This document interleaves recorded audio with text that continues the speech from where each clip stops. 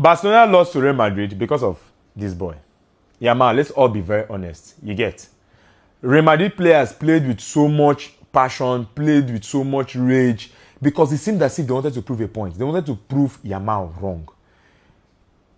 Some days ago, Combo said it, that the way Yamal is going, the way he's talking, he's actually becoming a thorn in the flesh when it comes to football fans. People are watching. You're too young to be talking. Like football elites, those that have done it for years, have not even spoken the amount of times I have spoken. You're already sounding like Ibrahimovic, when you have not really done anything much. However, Real Madrid came out tactically ready for Barcelona. If you look at the way they played, their movement, you know they were tactically ready for Barcelona. For those that will complain about the ref not officiating the game well, the red card, the penalty, to me, the ref did an amazing job. If you look at the penalty that was awarded, Eric Garcia was already sliding. He had few seconds to himself, and he raised up his hand. If you look at that replay, watch it from a neutral ground as a football lover. You notice that as he was sliding, he saw the ball, and he raised his hand a bit. So, luckily for us, our keeper got that. He gets Then the red card, Pedri was pulled, yes. But that was few seconds after he made that tackle. He lost the ball. If that way he was pulled, he stopped running, the game would have been blown on our own advantage. But he continued running. Then he lost the ball. Making such a tackle after losing the ball, it can lead to a career-threatening injury. So it was very, very wrong of him. Of course, we know the tension and the pressure was actually high. The second yellow was deserved, but, you know, the red card, people will complain and all that. So for me, it's okay. We need to run a drug test on this guy, Tchouaméni. I don't know what this guy played today. This guy was everywhere. I don't know if I know he's naturally a central defensive midfielder. But today, this guy was attacking, was playing midfield, was playing defense. Like, the guy was moving box to box. For me, the guy should undergo drug test. That's just it. And as for Barcelona, let us be very honest. If you watch our boys tried.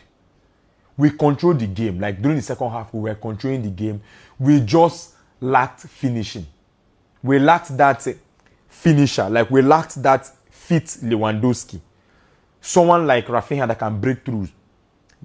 So many times the ball was given to Ferran Torres. But they prepared for Barcelona in such a way that Barcelona will not really get that chance to have one-on-one with the goalkeeper. You need to beat someone. And Ferran Torres is not a striker that is good at beating a defender one-on-one. Yamal that is good at beating defenders one-on-one. Yamal made things worse for him, because after he made that statement, Real Madrid made sure that they would silence him by shadow marking Yamal. Everywhere he was going, that defender, I don't know his name, I don't pronounce his name, I will not embarrass myself and my next generation, kept on following Yamal. So they did a good job in handling Yamal. Look at his stats. Look at his stats. He had almost zero impact because he spoke before the match. This boy is too young to be talking like this. At 19, you're already sounding like Ibrahimovic when you have not really won anything. So the boy, I feel, please, Barcelona's management, they should really talk to this boy. This boy will put us in trouble. One day now, you go and talk against a team that is like Juventus, a team that have like elite, strong players that are ready to fight. Or you go and talk against Bayern Munich. Bayern Munich will just destroy us.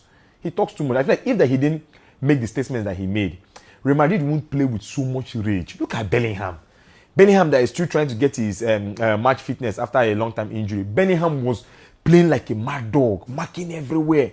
They're all trying to prove a point to Yamal. So Yamal, reduce this cho-cho-cho. As for Barcelona, I saw the gameplay. They did well. They tried. They controlled the game normal, but we just lacked that finishing. I'm so pleased with Rashford. Seeing Rashford pressing, going front, coming back, he did well. Yes, we missed Rafinha. Again, there's nothing much we can really do. Please, to Barcelona, we have some kind of midfielders that we don't need. They are good. Sell them. Get Osimhen. I don't want Osimhen doing Galatasaray. Osimhen, with all due respect to Turkish league, Osimhen is too big for Turkish league. Let us tell ourselves the truth.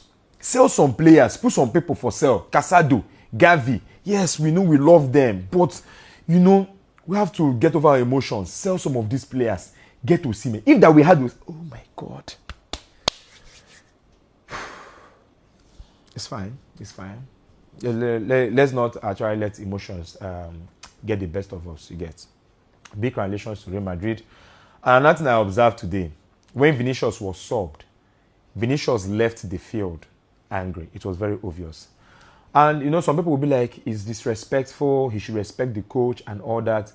But let us all be very honest. Vinicius is a human being. Before Mbappe came to Real Madrid, Vinicius was the face of the team. Now Mbappe is there. So, subbing Vinicius when he's having a very good game, as much as Mbappe, for today's match, he was having a very good game.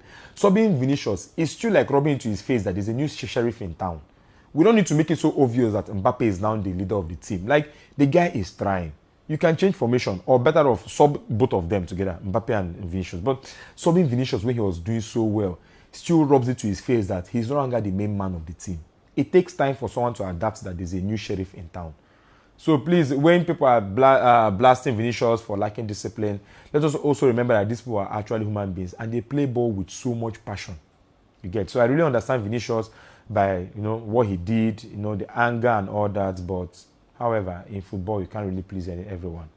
All the same, congratulations to Real Madrid. And for the second leg, I hope we just improve. No shades, just spoke facts. Respect.